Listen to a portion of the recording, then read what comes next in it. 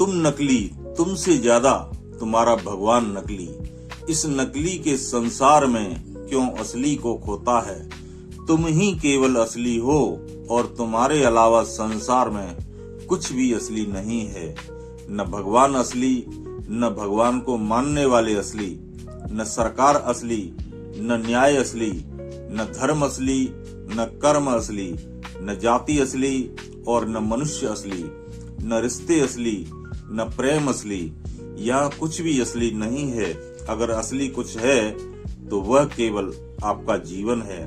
और जीवन असली इसलिए है क्योंकि हवा असली है, पानी असली है, सूर्य असली है, चंद्रमा असली है, धरती असली है और आकाश असली है।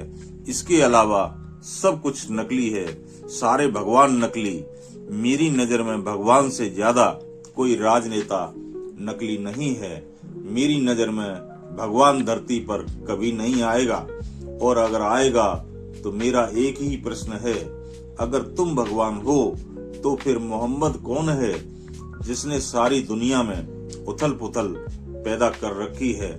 ये संदेश मैं इसलिए रिकॉर्ड कर रहा हूँ, कोई भगवान अवतार लेने का दावा करे तो ये मेरा प्रश्न बोल देना, उसी दिन उसका नकाब उतर जाएगा।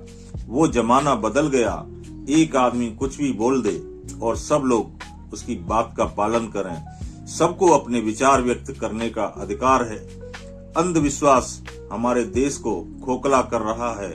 आजकल भगवान भी दलाल हो चुके हैं। उनके दरबारों में दलाली धड़ल्ले से चल रही है। कुछ दलाल कहते हैं हमने तो पैसे दिए और तत्काल दर्शन कर लिए। मैं तो कहता हूँ धन से दर्शन करने वाला भी दलाल और धन से दर्शन कराने वाला भी दलाल और धन से दर्शन देने वाला भी दलाल। मेरे जैसा सच्चा इंसान किसी मंदिर में जाता है तो ऐसे दलाल फुर्र से गायब हो जाते हैं। यहाँ दलाली हमारे जीवन का हिस्सा बन चुकी है। मनुष्य इतना नीचे गिर गया है, अपने बच्चों का संबंध करता है तो उसमें भी दलाली करता है। और दलाली करे क्यों ना, दलाली उसको विरासत में मिली है।